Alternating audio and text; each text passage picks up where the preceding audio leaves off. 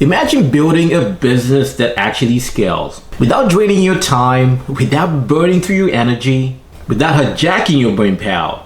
Now imagine that business being supported by systems so clean that they lighten your load and not add to it. Now most people never experience that. Here's the truth. Systems don't save you. Well-designed systems do. And most high performers I work with, they're buried under systems that look productive but quietly create more stress than scale. Now in this video, I'm going to walk you through exactly why that happens, and more importantly, how to fix it. Because if you're building a business designed to last, your systems can't just manage the work. They have to support you as you grow. Now here's what we're breaking down in this Builder Deep Dive. Why your current systems might secretly be increasing your stress. The real difference between a system that scales you and one that just manages your tasks. And the one design principle that protects your time, your clarity, and your sanity. Now this is a builder edge most achievers were never taught.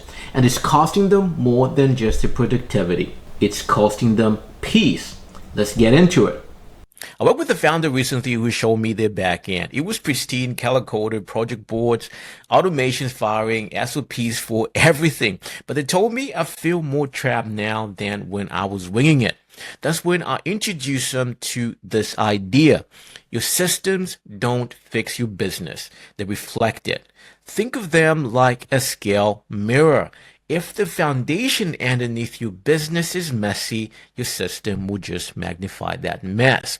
And if you don't have clarity, the system will only scale confusion. Systems don't make you better. They make you more of what you already are. A misaligned system scales dysfunction. A clean system scales direction. So when people tell me I need better systems, I always ask, are you trying to clean up or trying to hide the clutter behind structure? Because one leads to freedom and the other leads to burnout in a fancier font. Now let's look at the 3 red flags of a broken scale framework. I had a client say, I feel like I'm working harder to keep the systems alive than to grow the business.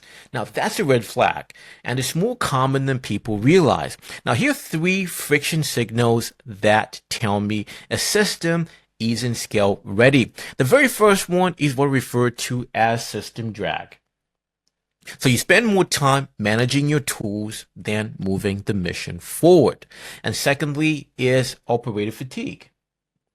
So you become a glorified task runner in your own business.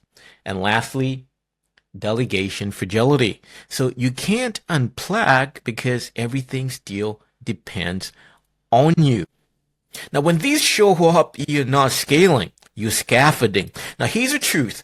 If your system can't work without you, you don't have a system. You have a to-do list dressed up in software. So take a moment. Which of these friction factors are showing up in your world right now? Because naming them is the very first step to fixing them. Which brings me to the builder's law, how we can simplify before we actually systemize. I remember working with a 7-figure online business owner who had Zapier automations, client workflows, calendar syncs, name it. But when we zoomed out, the issue wasn't their tech. It was that they were trying to scale clutter. So here's the builder's law. First, simplify before you systemize. That's the filter we run everything through using what I call the S3 lens. So the very first S is strip. So remove anything non-essential, and yes, even if it works. And the second S is streamline. Now fewer steps, less friction, simply handoffs. And thirdly is scale. Is it scalable? Only systemize what holds up under pressure. So here's why this matters. Most high performers try to systemize a messy process, and all that it does is lock in complexity. So don't automate confusion. Don't scale what should have been deleted. Start clean. then build smart, because you don't need more software. You need a lean, simple skeleton that can carry the weight of your growth. So how do we fix that? By creating a scale-ready system. This is what a scale-ready system actually looks like. I had a client gearing up for a big launch and he told me, I'm afraid to step away. The system feels too fragile. So we applied the Builder Ops blueprint. 2 months later, he took a 4-day unplanned trip with his team, and everything ran smoothly whilst he was gone. Now that's what a scale-ready system actually looks like. So inside the Builder Ops blueprint, we build systems with 4 non-negotiables. With the very first one, what I refer to as outcome driven. So every task is tied to a result, not a checkbox. Is your system self-healing? So with this, it's all about the systems being able to adapt when something breaks. It doesn't collapse.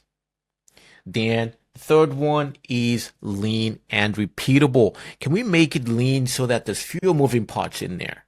Simple delegation. And lastly is scales you. It supports your energy, not just your output. Real scale isn't just about growth. It's about the quality of that growth. Because if your system scales your business but breaks you in the process, it's not a system worth keeping.